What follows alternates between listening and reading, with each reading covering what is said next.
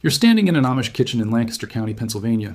No microwave, no air fryer, no bottle of olive oil with a green label and a heart symbol, just a wood-burning stove, a cast iron pan, and a plain white jar sitting on the counter.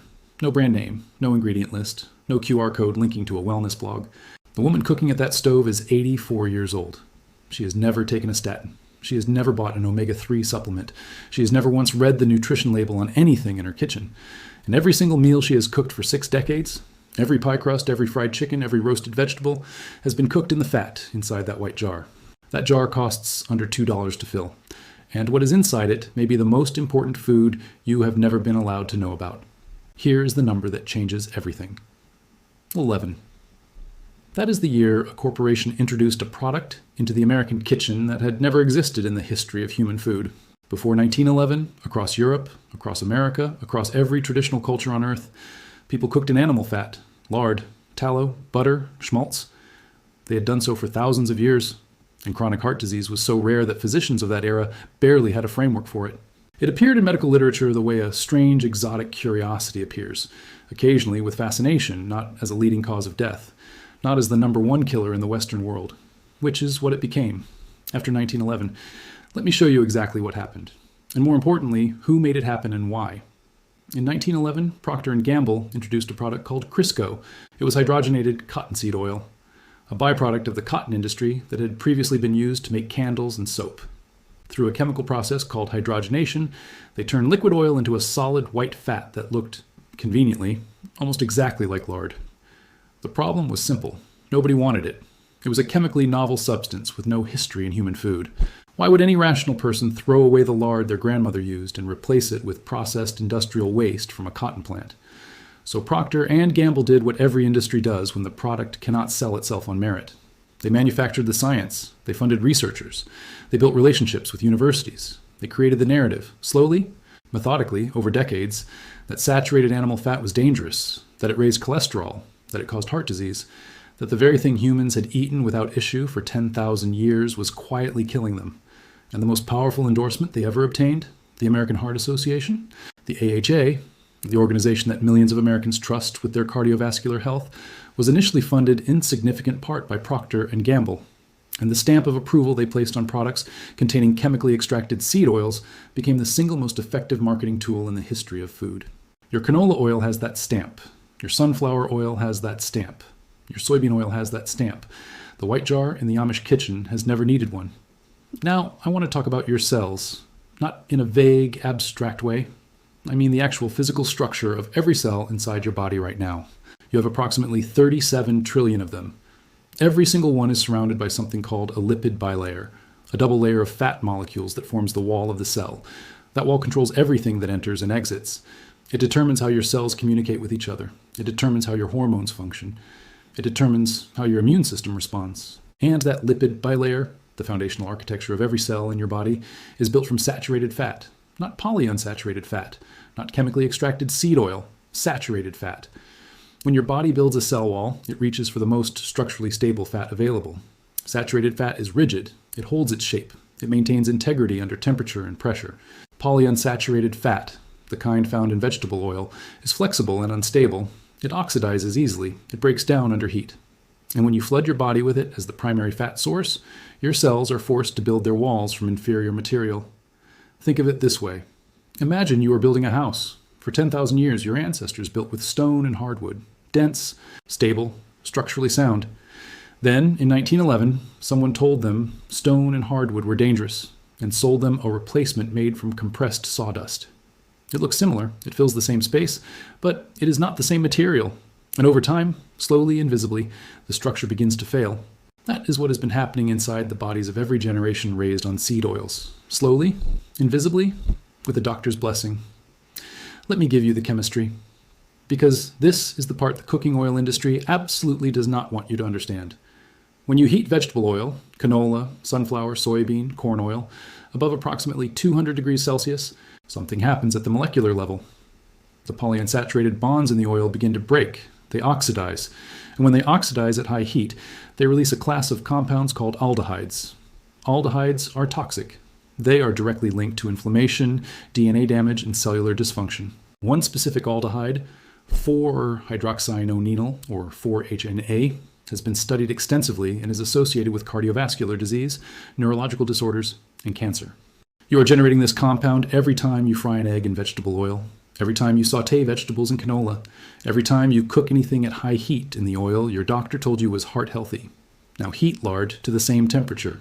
Nothing happens. Lard is composed primarily of monounsaturated and saturated fatty acids. These bonds are chemically stable. They do not break under normal cooking temperatures. They do not oxidize and release toxic aldehydes. They do not form carcinogenic byproducts. Lard's smoke point sits at approximately 374 degrees Fahrenheit, well above any normal frying temperature. Below that point, the fat is completely stable. You are cooking in a clean, stable medium that has been used safely for thousands of years. The oil your government told you to use instead is actively generating toxic compounds in your pan every single time you cook with it. I want to take you back to Lancaster County. It is early morning. The fields are still dark at the edges. A family of 8 is sitting down to breakfast. Eggs, sausage, thick slices of bread, all of it cooked in lard from the white jar on the counter. The grandfather at the head of that table is 91 years old. He has farmed this land for 7 decades. He has eaten this food every day of his life. His cholesterol has never been tested because he has never had reason to see a doctor about his heart.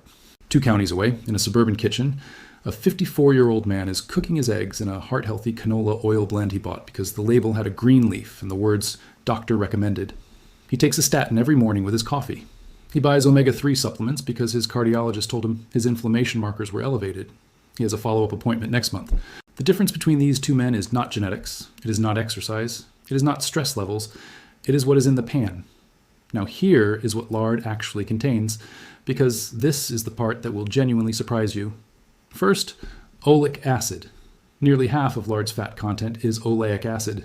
You know oleic acid by another name. It is the primary fat in extra virgin olive oil. It is the fat that the entire Mediterranean diet industry is built around. Doctors recommend it. Nutritionists celebrate it. Premium bottles of it sell for $30 at specialty grocery stores.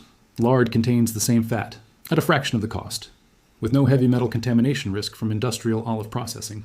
Second, vitamin D. Pasture-raised lard is one of the richest natural dietary sources of vitamin D on Earth. Second, only to cod liver oil. Vitamin D is not actually a vitamin. It is a hormone precursor that regulates immunity, bone density, mood, and dozens of other critical biological functions. The modern world is experiencing a vitamin D deficiency epidemic, and one of the primary reasons is that we replaced the fat that contained it with industrially processed oils that contain none. Third, 0 artificial trans fats, hydrogenated vegetable shortening, Crisco, margarine, processed cooking fats, contains industrially produced trans fats. These are fats that do not exist in nature. They are created through the hydrogenation process and are directly linked to cardiovascular disease. Pure rendered lard contains none. What you see is what you get: unhydrogenated, unprocessed natural animal fat. Fourth, bioavailability. Animal fats share molecular compatibility with human cell membranes in a way that plant-derived industrial oils do not. Your body recognizes lard. It has been processing it for the entirety of human evolution. The enzymatic machinery required to digest and utilize it is deeply ancestrally optimized. Industrial seed oils, substances that did not exist in the human diet until 100 years ago, require your body to work significantly harder to process, and the byproducts of that processing are not benign. Fifth, fat-soluble vitamin absorption. Vitamins A, D, E, and K cannot be absorbed without dietary fat. They are fat-soluble. They require fat as a carrier to move from your gut into your bloodstream. When you cook vegetables in lard, you are not just adding fat to your meal. You are activating the nutritional potential of everything else on the plate. A carrot cooked in vegetable oil delivers beta-carotene to your gut. A carrot cooked in lard delivers it to your cells. So why does none of this appear on any nutrition label? Why has no cardiologist ever handed you a pamphlet about lard? Why is it not sold in your grocery store? Follow the money. The global vegetable oil market is worth over $100 billion annually. Every dollar of that market depends on a consumer base that believes animal fat is dangerous. Reverse that belief, even partially, and the market collapses. But it goes further than cooking oil. Statins, the cholesterol-lowering medications prescribed to hundreds of millions of people worldwide, are among the most profitable drugs in pharmaceutical history. The primary dietary narrative that drives statin prescriptions is the demonization of saturated fat. If saturated fat is not the enemy, the cholesterol hypothesis weakens.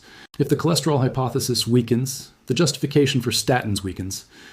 We are talking about one of the most lucrative drug categories ever created, built in significant part on a dietary myth that began with a corporation trying to sell processed cottonseed oil in 1911. The nutritional guidelines in most Western countries are developed by committees. Those committees include food industry representatives. The same companies that fund the research condemning saturated fat are the companies selling the alternatives. This is not a conspiracy theory. It is the documented structure of how food policy is made. A healthy population is not a repeating customer. The modern health system, from the dietary guidelines that create metabolic dysfunction, to the medications that manage it, to the supplements that compensate for the nutrients the guidelines removed, is architected around chronic recurring need. Prevention does not generate quarterly earnings. A white jar of lard does not generate quarterly earnings. It generates nothing for anyone except the person cooking with it. And that is precisely why you have never been told about it. Now I'm going to show you exactly how to make it. You do not need a farm. You do not need any equipment your great-grandmother did not already own. You need a phone, a pot, and a glass jar. Step 1. Call your local butcher. Ask for pork, back fat, or leaf lard. Leaf lard comes from around the kidneys and produces the purest, most neutral-flavored result. Tell them you want it raw and unprocessed. Most butchers will be surprised anyone is asking. This material is routinely discarded or sold for almost nothing, sometimes given away entirely to avoid disposal costs. You're not purchasing a luxury product. You are rescuing something that the food industry decided was worthless because it could not be branded, packaged, and sold at a premium. In most cities, 1 to 2 kilograms costs under $2 or is free. Step 2. Refrigerate the fat for 30 minutes to firm it up. Then cut it into small cubes, roughly 1 to 2 centimeters. Remove any red meat tissue you see. You want pure white fat only. Smaller pieces render more cleanly and more quickly. Step 3. Place the cubes in a heavy-bottomed pot, cast iron or stainless steel. Set your flame to the absolute lowest setting. Add 2 to 3 tablespoons of water to the bottom of the pot. This prevents any scorching during the first phase of rendering before the fat begins to release its own liquid. Do not rush this with higher heat. Patience is the entire method. Low and slow is not a suggestion. It is the difference between pure white lard and gray, scorched fat that smells like a mistake. Step 4. Stir occasionally and watch. Over the next 45 to 90 minutes, the solid fat cubes will slowly melt and release their liquid. The remaining solid pieces, called cracklings, will shrink, turn lightly golden, and begin to float on the surface. The liquid beneath them will be clear and golden amber. When the cracklings are floating and golden, stop. Do not let them turn brown. Brown cracklings mean the heat was too high and the lard beneath them has been compromised. Step 5.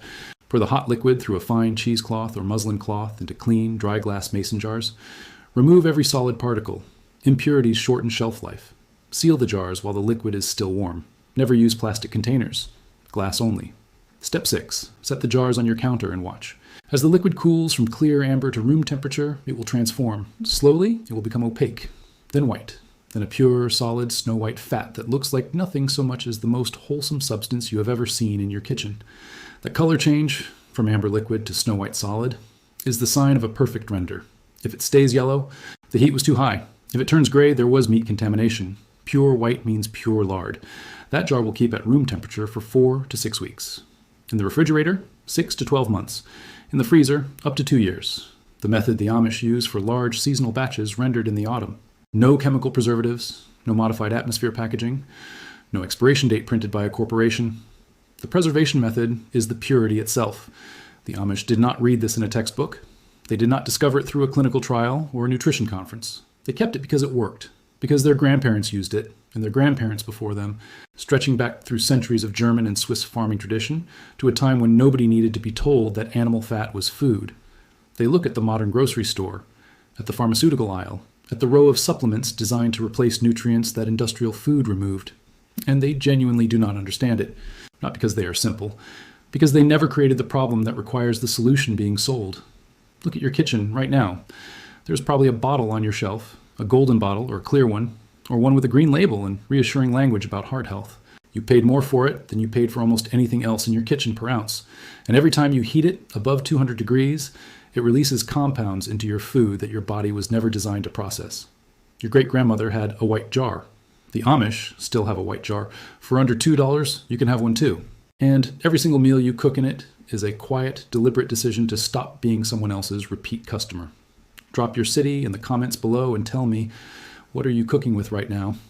And if your grandmother or great-grandmother ever kept a jar of lard in her kitchen, tell me that story. because that knowledge and this jar are exactly the same thing. The industry spent 100 years burying it. It took one phone call to your butcher to bring it back.